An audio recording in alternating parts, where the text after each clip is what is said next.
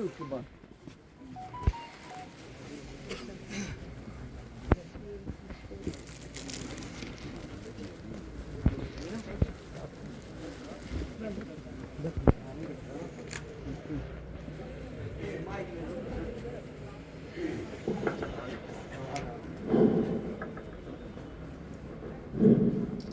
तहसीलदार साहब बने, एसी साहब, डीडीसी ज़्यादा समय ना लेते हुए मैम ये बात बताइए कि हमारा थोड़ा अभी हमें आगे प्रोग्राम है, भी प्रोग्राम है, थोड़ा और भी आगे जाना है, तो इसलिए आपके बीच में ना आना चाहूँगा।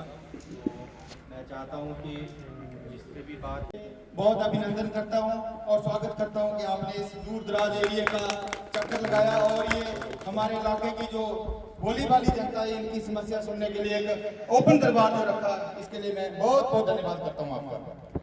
मैडम जी, सबसे बड़ा मसला यहाँ पे एक है, आपकी जो है पुलिस के ऑफिसर हैं, बड़ा अच्छा काम करते हैं, लोगों के साथ इनका बहुत अच्छा कोऑपरेट है, जितने भी ऑफिसर हैं, और जो भी मसले होते हैं ये लोगों के साथ मिल बैठकर और अच्छे तरीके से सॉल्व करते हैं। मैं इसके लिए भी आपको मुबारकबाद देता हूं, क्योंकि हालांकि पुलिस के पास स्टाफ की कमी है यहाँ पे। ये बहुत फार फ्लॉन्ग एरिया में आपका थाना है, यहाँ मुझे लगता है कि आपसे रिक्वेस्ट है कि इसमें आप परमानेंट स्टाफ और भेजिएगा, क्योंकि स्टाफ की बहुत बड़ी कमी है। और दूसरा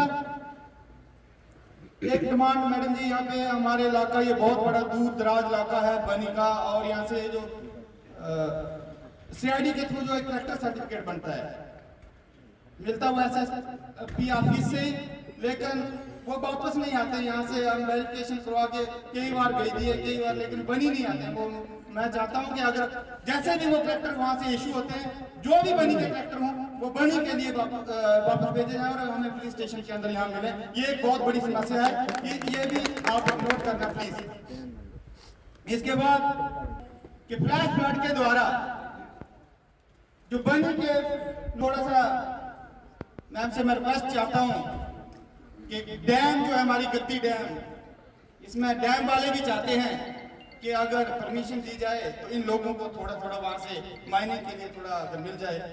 बड़े सारे लोग परेशान हैं इस मसले को लेकर, बड़े सारे लोगों को अगर हर एक लोग एफर्ट नहीं कर पाते हैं कि वो क्रैशर से ही मटेरियल लाएं। कईयों को 10 फुट की जरूरत होती है, कईयों को सैकड़ा की होती है, कईयों को 2 सैकड़ा की होती है, इससे ज्यादा यहाँ पे लोगों के पास वो नहीं है। लेकिन अगर आप इसको भी लोग करवा दें, क्योंकि आपके ऑफिसर जो है बिल्कुल सख्ती बरतते हैं, और ये बड़ा एक डिमांड है और बड़ी जेन्युइन डिमांड है, क्योंकि ऐसे नहीं, बट ये जो अभी फ्लैश फ्लड के द्वारा जो लोगों के ब्रेस्ट वाले और घर जो डैमेज हुए, इसके लिए एक बड़ी जेन्युइन डिमांड है।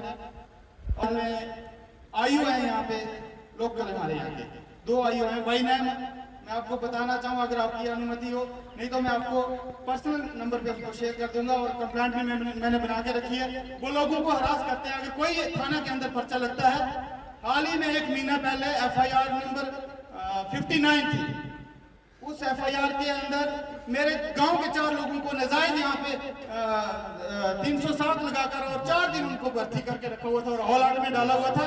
उन लोगों को बेकसूर लोग थे, हमने कहा भी था और एडवोकेट से भी उनको बुलवाया था, लेकिन उन्होंने नहीं मानी थी और 4 दिन उनके खाम खा के उन्होंने हरास किया, उनकी फैमिली हरास हुई। मैं चाहता हूं कि इस किस्म के ऑफिसर यहाँ नहीं होने चाहिए, क्योंकि यहाँ हमारी जनता जो है गरीब है, बोली वाली है। उन ऑफिसरों को यहाँ से कहीं अच्छी जगह भेजा जाए, यहाँ पैसे वाले लोग हों, वो पैसे के चक्कर में उन्होंने किया है। और बाद में जब वहाँ पे उनको कोर्ट के अंदर उस वक्त उन्होंने वो सारे दफा तोड़ दिए। Transparency and accountability. मैम, मैं धन्यवाद करता हूँ आपका, बनी की धरती में आप जैसी ऑफिसर, लेडी ऑफिसर आज डिस्ट्रिक्ट कठुआ की पहचान है। आप सब बोलते हैं बेटी बचाओ बेटी पढ़ाओ, आज मैं बोलता हूं कि आप एक IPS ऑफिसर बनी और आपको देखकर हमारी बेटियों को मार्गदर्शन होगा। और मैं चाहता हूं मैम, सदैव आप करप्शन के खिलाफ रहे, क्योंकि भारतवर्ष में करप्शन बहुत ज्यादा है और मैं जो है एविडेंसेस दिया है, लेकिन मैम उस पर काम नहीं होता। करप्शन भ्रष्टाचार है, क्राइम, जिस जगह पे क्राइम होगा हमारा दायित्व है, पुलिस का दायित्व तो है ही है, लेकिन आम आदमी का भी दायित्व है। मैं पब्लिक से भी ये बोलना चाहता हूँ, आज SSP मैम आई हैं, आप खुल के बात करें, आपके एरिया में अगर ड्रग चलता है तो सबसे पहले एक मेरी विनती है कि हेल्पलाइन नंबर भी दीजिए कि अगर कहीं ड्रग चलता है तो हम पुलिस को तत्काल बताएं। और यहाँ पे मैम हमारे एसडीपीओ साहब हैं, ये अपने डीएसपी साहब एसओजी के बहुत अच्छा काम कर रहे हैं, एसएचओ साहब हैं। ऑनेस्ट ऑफिसर्स की जरूरत है आज देश में। आप ऑनेस्ट हैं, हमें पता है, क्योंकि मैं एक एनजीओ में काम करता हूं और ऑनेस्ट हूं और मुझे पता है कि एडमिनिस्ट्रेशन आज जो डिस्ट्रिक्ट कठुआ में ऑनेस्ट है। आज हमारे एसएचओ साहब वर्क कर रहे हैं यहाँ पे, डीएसपी साहब, कहीं भी इन्फो मिलती है तो सबसे पहले ये बंदे वहां पे जाते हैं, चाहे वो ओजीडब्ल्यूज की हो चाहे वो मिलिटेंसीज की हो। तो हमारे अगर कोई इनपुट आती है तो सबसे पहले ये पहुंचते हैं, 3-3 दिन भूखे रहकर हमारे लिए ये वहां पे रहते हैं। मैं कभी भी एक्सेप्शन नहीं क्रिएट किए जा सकते इसमें। एक एक्सेप्शन जो है वो एक बहुत बड़ी गलत चीज़ को वो बढ़ावा दे सकता है। तो इसमें I be very sorry but police के लेवल पे ऐसी कोई इंस्ट्रक्शन मैं पास नहीं कर पाऊंगी।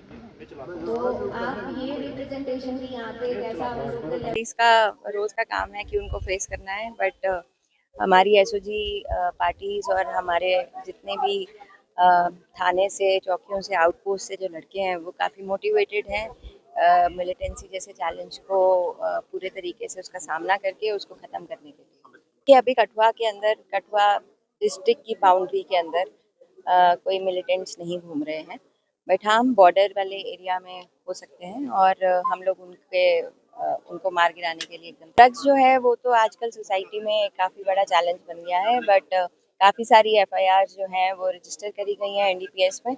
कई सारे लोगों को पेट एनडीपीएस में भी डिटेन किया गया है और प्रॉपर्टी अटैचमेंट्स भी हुई हैं। अभी रिसेंटली जो है वो 86 लाख की एक प्रॉपर्टी जो है वो भी अटैच अभी अंडर इन्वेस्टिगेशन है। उसको एक एब्सकॉन्डर था, उसको पकड़ने के लिए गए थे, बट सब ठीक है। मैम, जिस तरह से 1-1.5 साल में यहाँ पर टेररिस्ट गतिविधियाँ जो बढ़ी हैं और अब सर्दी का सीजन जो आने वाला है, उसके बाद में पुलिस की तरफ से किस तरह के ऑपरेशन जो है सिक्योरिटी की तरफ चलाए जाएंगे?